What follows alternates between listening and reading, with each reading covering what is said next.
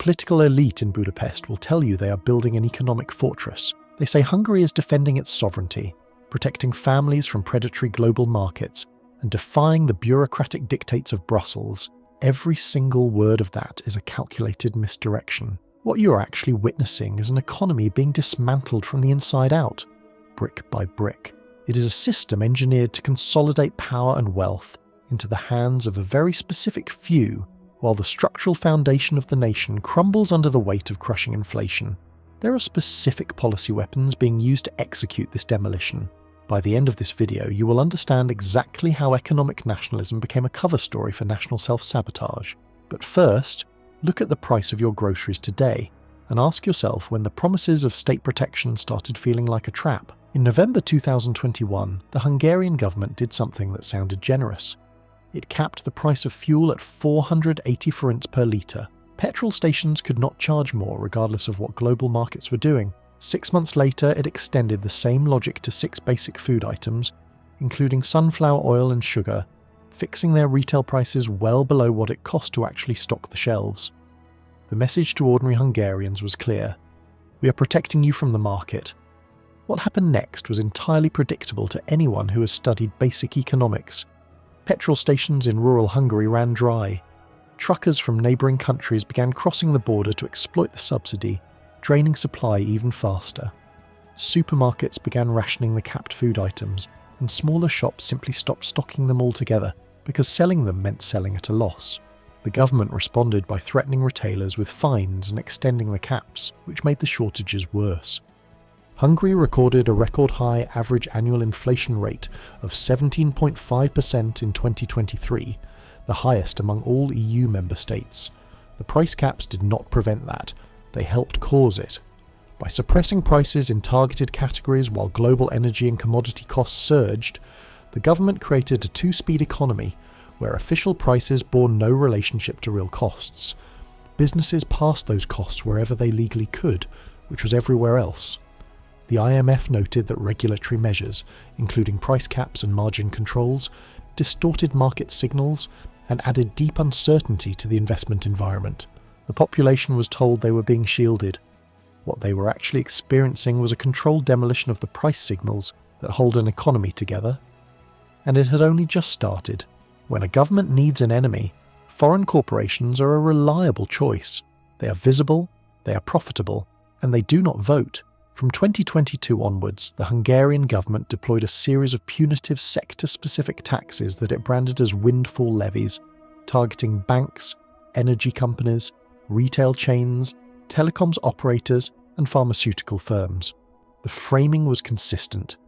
These foreign entities had been exploiting Hungarian consumers for years, and now the state was taking back what was rightfully the people's. The reality was considerably more surgical.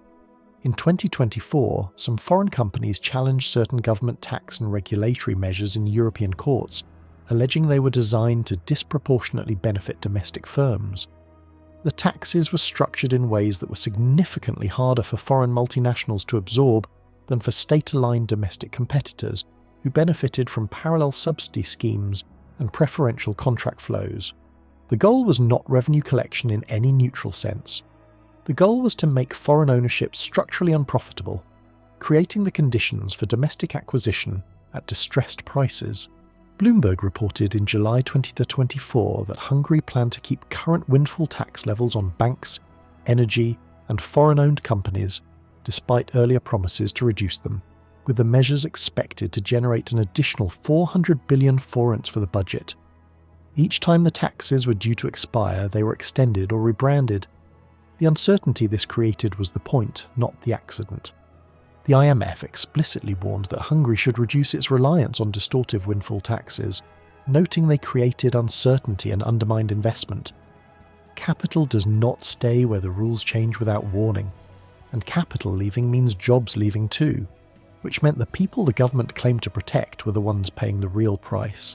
If this story is already making you think about the economies in your own region, hit subscribe. There is a lot more to unpack. The price caps starved the shelves, the windfall taxes emptied the boardrooms, but neither of those moves would matter if Brussels kept writing the checks. So the next question was obvious. What happens when you pick a fight with the people funding your infrastructure and you lose?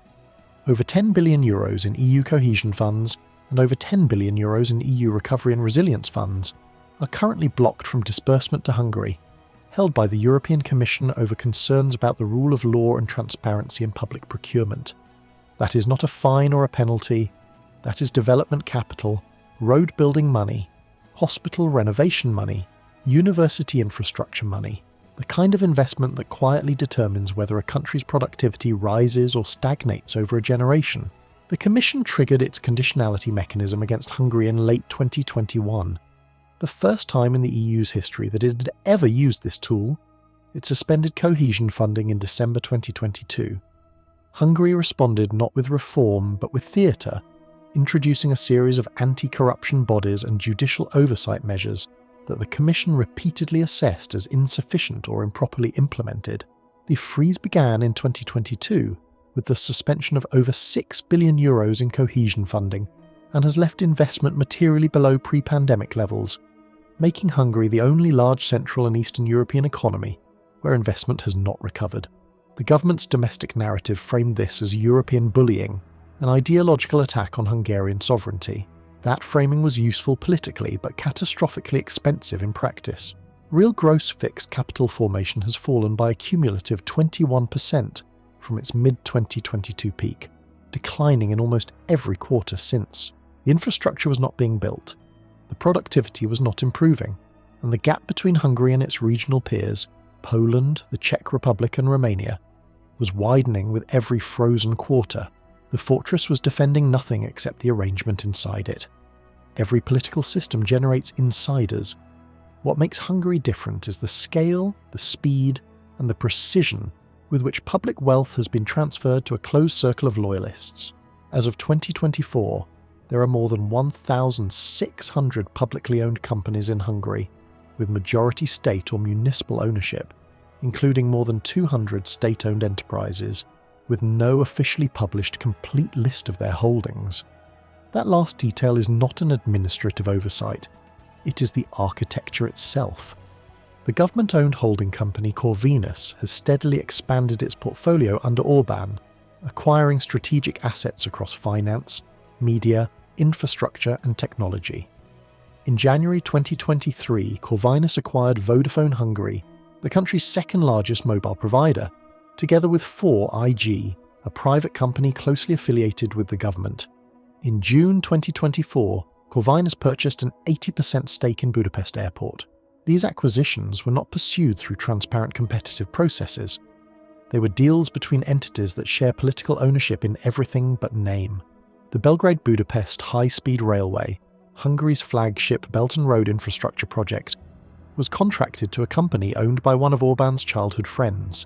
Public procurement patterns consistently show state contracts flowing to a narrow group of connected domestic firms at prices that independent auditors have repeatedly flagged. The European Commission's repeated demands for procurement reform were not incidental to the EU fund freeze. They were the entire reason for it. The wealth was not trickling down. It was being hoovered up, and the citizens watching from the bottom of this structure were about to start voting with their feet. You can absorb a bad government if the economy still gives you something to work with. A salary that buys dinner, a hospital that has staff, a reason to believe the next decade will be better than the last. But what happens when the people responsible for running the next decade decide to leave instead? Between 2014 and 2024, Hungarians emigrating to other European Union nations accounted for nearly 38% of the country's total population decline. That number is striking enough on its own. What makes it devastating is who is leaving. The emigrants are not evenly distributed across skill levels. They are disproportionately the doctors, the engineers, the researchers, the nurses, and the young graduates who would otherwise have become the productive core of the next economic cycle. Austria has seen a 131.8% increase in its Hungarian resident population between 2014 and 2024, with 61,000 new arrivals. Germany added nearly 55,000 in the same period, a 41.4% growth in its Hungarian community. These are not people escaping poverty. These are people escaping a structurally suppressed market, a healthcare system chronically underfunded relative to EU averages, a university environment where academic funding was reclassified and redirected, and a public sector where merit advancement is increasingly a secondary consideration to political alignment. A survey of early career academics in Hungary found that 1 in 4 was actively considering moving abroad, citing concerns over EU funding stigmatisation and a deteriorating research environment. Hungary's government launched a programme called Come Home Young People in 2015 to reverse the trend. It has not worked. The proportion of highly skilled workers among Hungarian migrants is the highest of any emigrant group, and there is evidence that this is beginning to show up in declining national education assessment scores. An economy can survive bad policy if it retains the people who build things, heal people, and think ahead. Hungary is systematically losing precisely those people and replacing them with nothing.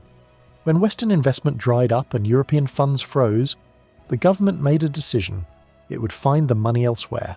The Eastern Opening policy, launched when Orban returned to power in 2010, was initially a diplomatic talking point. By the early 2020s, it had become a structural dependency. Hungary accepted a $1 billion loan from China on terms that were classified as a state secret under Hungarian law. Read that sentence again. A sovereign European Union member state borrowed money from a foreign government and then legally prohibited its own citizens from knowing the terms.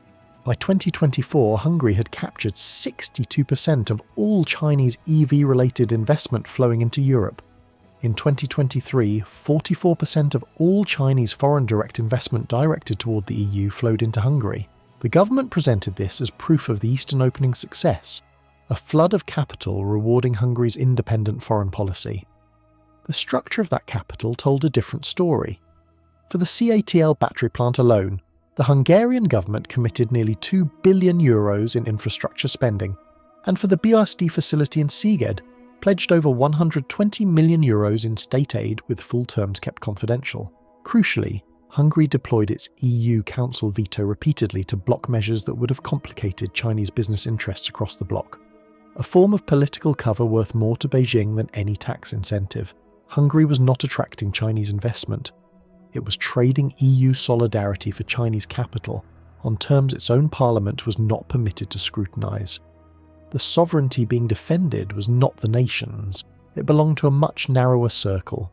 The foreign money was coming in, but the currency it was priced in was losing value faster than the projects could break ground.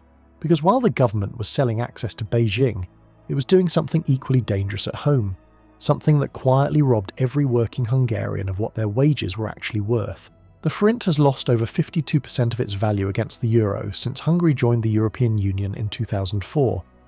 Poland's zloty has held essentially flat against the euro over the same period. The Czech koruna has strengthened by 24 percentage points. Romania, with a comparable inflation history, saw its currency lose only 23%. Hungary is the outlier, and it is not an accident. A weaker currency benefits exporters in the short term. Their goods become cheaper in foreign markets, and the forint revenues from selling abroad look larger in headline figures. This is exactly how the government framed it. The depreciation was not a failure. It was a feature, evidence of a competitive, export-driven economy holding its own against global headwinds. The forint weakened from 382 to over 416 against the euro during 2024 alone, a depreciation of 7.3% in a single year, even as inflation eased and the current account moved into surplus, conditions that should have strengthened the currency. What the export narrative conceals is what happens to everyone who is not an exporter, which is most people. Hungary's standard VAT rate is 27%, the highest in the European Union. Every import, every energy bill, every piece of equipment priced in euros becomes more expensive every time the forint falls. Real wages may rise on paper, but a wage that buys fewer goods than it did 2 years ago is not a pay rise. It is a quiet tax that requires no legislation, generates no debate, and leaves no fingerprints. Hungary's debt to GDP ratio is projected to rise to around 79% by 2030 under current policy, driven by elevated deficits and decelerating nominal growth. The floor of the fortress was dissolving, one forint at a time. Hungary spends more on family incentive programs as a share of its economy than almost any other country on earth. the CSOK housing subsidy scheme for families, lifetime income tax exemptions for mothers of 4 or more children, interest-free loans for young married couples, heavily subsidised childcare. The government invested politically and financially in a vision of Hungary as a country that would reverse its population decline through sheer policy will, without resorting to immigration, which was framed as a civilizational threat. The fertility rate was supposed to rise. The population was supposed to stabilise. Viktor Orban called it a model for the world. Hungarians emigrating to other EU countries accounted for nearly 38% of the country's population, declined between 2014 and 2024, a trend the government's own initiatives have failed to reverse. The fertility rate has not recovered to replacement level. The loan programs and tax breaks have largely benefited higher-income families who were already planning to have children, functioning as a redistribution mechanism toward politically aligned demographics rather than a genuine demographic stimulus.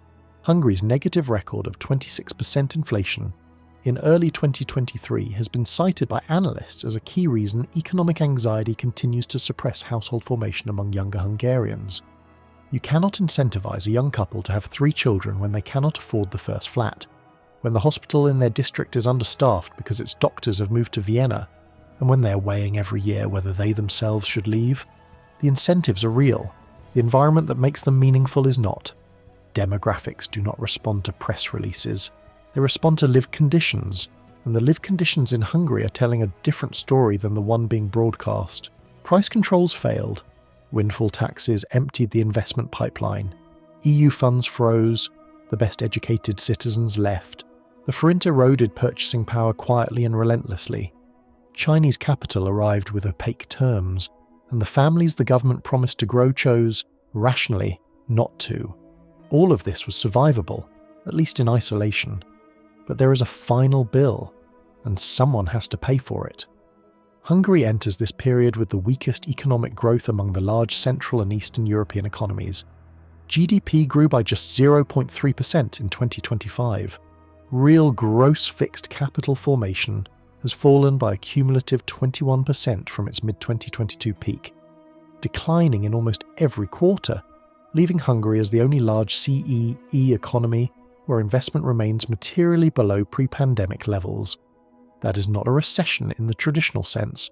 It is structural erosion, the kind that does not show up cleanly in quarterly data, but accumulates silently in the capacity of the economy to generate future wealth. Under current policy, Hungary's public debt to GDP ratio is projected to climb to approximately 79% by 2030, driven by persistent deficits and decelerating nominal GDP growth. The fiscal deficit is expected to approach 6% of GDP, leaving limited room for expansionary policies, while consumption taxes, described by analysts as disproportionately burdening low-income households, continue to compress the spending power of ordinary families. The citizens left, holding the check, are not the oligarchs whose portfolios were built on state contracts. They are not the loyalists who acquired Vodafone and Budapest Airport at politically determined prices. They are nurses earning a wage that has lost 1/5 of its purchasing power in 2 years. The engineer who left for Munich was right to do so. The young couple in Debrecen who watched a Chinese gigafactory absorb the agricultural land their grandparents worked under contracts their government classified as a state secret.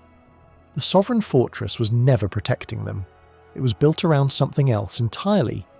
The question, and it is the only question, that ultimately matters in any of these stories is whether the people who paid for the bricks ever get to decide what happens next. The answer in Hungary is finally being written. Follow the money, watch the policy, and never trust the official version of the wall.